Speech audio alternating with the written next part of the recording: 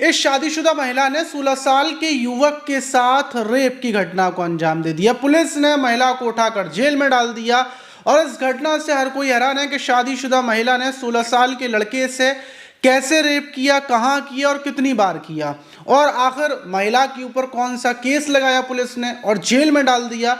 इस खबर ने हर किसी को चौंका दिया है। जब आप इस घटना को सुनेंगे तो आप भी चौंक जाएंगे। तो पूरी घटना को शुरुआत से बताऊंगा, तभी आपके समझ में आएगी। तो दोस्तों, मेरा नाम माज है।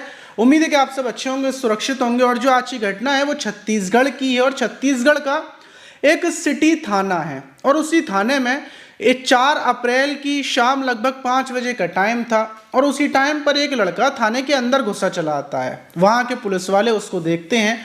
देखने के बाद उसे बुलाते हैं कि बेटा क्या हुआ, तुम किसे देख रहे हो, कोई रिश्तेदार को देख रहे हो, किसे देख रहे हो, क्या तुम्हें कोई काम है, बताओ। तो जो लड़का था वो बोलता है कि अंकल, पुलिस वाले अंकल, मुझे रिपोर्ट दर्ज करवानी है। अब जो पुलिस वाले थे वो पूछते हैं कि आखिर तुम्हें किस चीज़ की रिपोर्ट दर्ज करवानी है। तो लड़का बोलता है कि मुझे इस चीज़ की करानी है कि एक आंटी हैं जो मेरे साथ ज़बरदस्ती रेप करती हैं और मेरे साथ कई बार रेप किया है और वो बार बार रेप करने की मतलब मुझसे ज़िद करती हैं, रेप कर लेती हैं। अब मैं क्या करूं, मुझे कोई और रास्ता नहीं दिख रहा था। मैं तो सोच रहा था कि मैं मर जाऊं या फिर कहीं भाग जाऊं, लेकिन मैंने सोचा कि एक बार पुलिस अंकल के पास चलता हूं और इसलिए मैं आपके पास आया हूं। जब पुलिस वाला ये सुनता है तो वो चौंक जाता है और फौरन लड़के को, जो कोतवाल साहब थे, उनके पास ले जाता है। और ले जाने के बाद कोतवाल साहब को ये बात बताई जाती है कि ऐसे ऐसे लड़का आया है। कोतवाल साहब लड़के को बैठाते हैं, गिलास पानी दिलवाते हैं उससे और फिर लड़के से बोलते हैं कि तुम बिल्कुल भी परेशान मत हो, आखिर तुम्हारे साथ कहाँ रेप किया, किसने किया और कैसे रेप किया, पूरी बात मुझे शुरुआत से बताओ। तो लड़का, जिसका नाम एक आर्यन, काल्पनिक नाम, वो अपना नाम आर्यन बताता है और बताता है कि वो इंस्टाग्राम पर रील्स वगैरह बनाता है, उसको रील्स बनाने का शौक़ है। और आज से लगभग 2 महीने पहले ही, क्योंकि अभी अप्रैल चल रहा है, और 2 महीने पहले उसके इंस्टाग्राम पर एक लड़की उसके मतलब जितनी भी रील्स थी उसको लाइक करती है। उस पर एक बड़ा सुंदर सा लड़की का फ़ोटो लगा हुआ था। जब वो लाइक करती है तो उसका ध्यान जाता है कि उसकी इंस्टाग्राम पर मतलब कोई लड़की उसको लाइक कर रही है और फिर उसकी रील्स पर कई सारे कमेंट्स आते हैं। जब ढेर सारे कमेंट्स आते हैं तो फिर वो मैसेज वगैरह खोलता है और देखता है कि उस लड़की का एक मैसेज भी आया है और वो मैसेज का जवाब दे देता है। हाय का जवाब हाय से देता है। फिर बातों का सिलसिला शुरू होता है और वो लड़की बताती है कि मतलब मैंने तुम्हें देख रखा है, तुम तो मेरे घर से थोड़ी दूरी पर रहते हो। और फिर वो लड़का उससे पूछता है कि आपका नाम क्या है, आप कहाँ पर रहती हैं, क्योंकि जो आईडी थी वो बस क्वीन के नाम से थी। ऐसे ही कर आईडी थी और एक लड़की की फ़ोटो लगी हुई थी, रियल लड़की की फ़ोटो थी नहीं। तो जब वो मतलब ऐसे करके पूछता है तो वो बताती है कि मैं तुम्हारे घर से थोड़ी दूरी पर रहती हूँ और मैंने तुम्हें देखा है, तुम बड़ी अच्छी रील्स बनाते हो, मैं तुम्हारी फ़ैन हूँ। और ऐसे कर बातचीत का सिलसिला बराबर चलता रहता है। वो लड़के की तारीफ़ करती है और लड़का बताता है कि उसका ध्यान उसकी तरफ चला जाता है। अब रातों में घंटों घंटों दोनों के बीच बातचीत शुरू हो जाती है।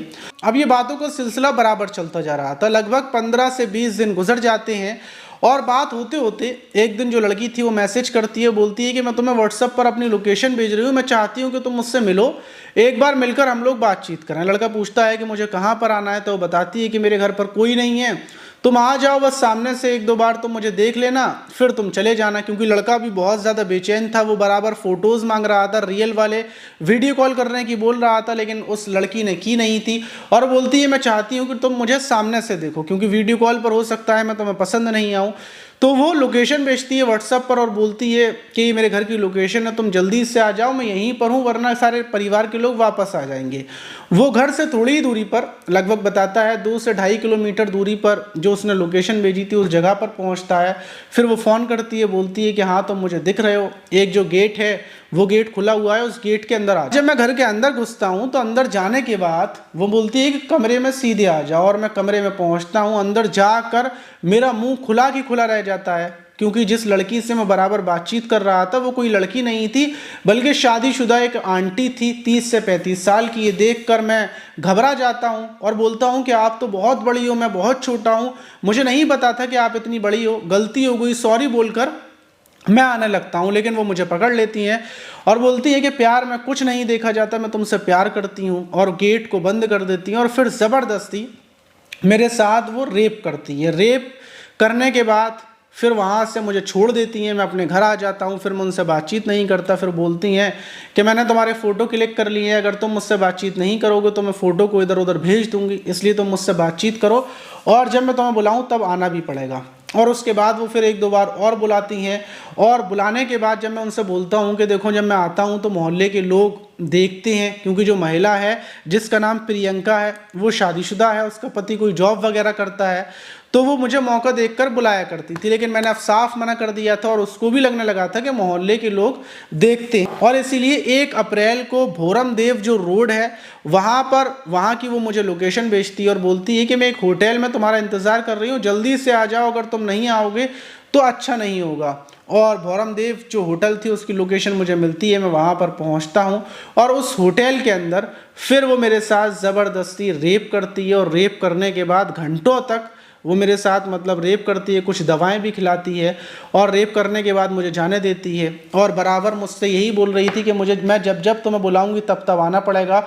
और अब आकर मुझे लगता है कि अब मेरे पास सबूत है, क्योंकि मैं होटल में गया था तो पुलिस सीसीटीवी की रिकॉर्डिंग भी निकाल सकती है और ये भी पता चल सकता है कि महिला मुझे खुद लेकर आई थी। अगर मैं उसके घर पर गया था तो वो मेरे ऊपर इल्ज़ाम लगा सकती थी, लेकिन मुझे उसने होटल में बुलाया था, ये मेरे पास प्रूफ है, क्योंकि भोरम देव रोड पर जो होटल है वहाँ पर उसने मुझे बुलाया था। पुलिस इतना सुनती है, पुलिस को लगता है कि ठीक है देखते हैं।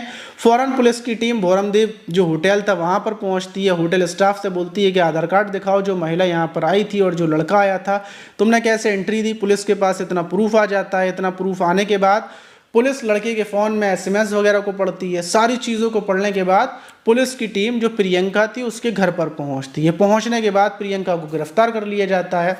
प्रियंका के फ़ोन से सारी चैट्स वगैरह देखी जाती है, जिसमें यह भी पता चलता है कि प्रियंका ने इससे आर्यन से पेटीएम पर पैसे भी डलवाए थे और बराबर मतलब अब ये इसके साथ संबंध बनाना चाहती थी। जब प्रियंका से पूछताछ की गई तो प्रियंका बताती है कि उसका पति तो कुछ नहीं कर पाता, इसलिए उसने मतलब शादी को कई साल हो चुके हैं, उसका पति कुछ नहीं कर पाता, ना उसके पास बच्चा है ना कुछ है, और इसलिए उसने ये जवान लड़का पकड़ा था सिर्फ इसलिए कि वो संबंध बना सके और वो पैसे वैसे कुछ नहीं लेना चाहती थी। लेकिन दूसरी तरफ जो आर्यन था वो परेशान हो चुका था, क्योंकि इतनी कम उम्र का लड़का, उससे इतना ज़्यादा उसके ऊपर प्रेशर, इतना ज़्यादा मतलब संबंध बनाने का प्रेशर, तो जाहिर सी बात है कि वो वैसे ही परेशान हो जाएगा। और दूसरी बात, वो जिस औरत को पसंद नहीं करता था, शादीशुदा औरत जो उससे कई साल बड़ी है, डबल उम्र की है, उसके साथ संबंध बनाना, तो वो ये बर्दाश्त नहीं कर पाया, इसलिए वो पुलिस के पास चला गया और पुलिस ने सारे सबूतों को इकट्ठा कर जो प्रियंका है उसके ऊपर रेप का केस दर्ज कर दिया और रेप का केस दर्ज कर उसको पुलिस ने जेल भेज दिया। इस घटना के बाद हर कोई हैरान है कि महिला के ऊपर रेप का केस लग गया और महिला ने एक 16 साल के लड़के के साथ रेप किया। अब आप इस घटना पर क्या बोलना चाहेंगे कि मतलब ये घटनाएं क्यों बढ़ रही हैं, महिलाएं ऐसा क्यों कर रही हैं, इसमें गलती किसकी है, पति की या फिर उस महिला की, प्रियंका की गलती थी कि उसने मतलब अपनी पति की जो कमी थी उसको पूरा करने के लिए एक ऐसा लड़का ढूंढा। बहुत सारे लोग कमेंट बॉक्स में आएंगे, बोलेंगे कि काश हम होते, तो सिर्फ ये काश अभी अच्छा लग रहा है, लेकिन जिस लड़की को, महिला को आप पसंद न करें, वो ज़बरदस्ती आपसे संबंध बनाए तो बड़ा अजीब लगेगा। आप इस घटना पर क्या बोलना चाहिए कमेंट बॉक्स में ज़रूर बताइएगा।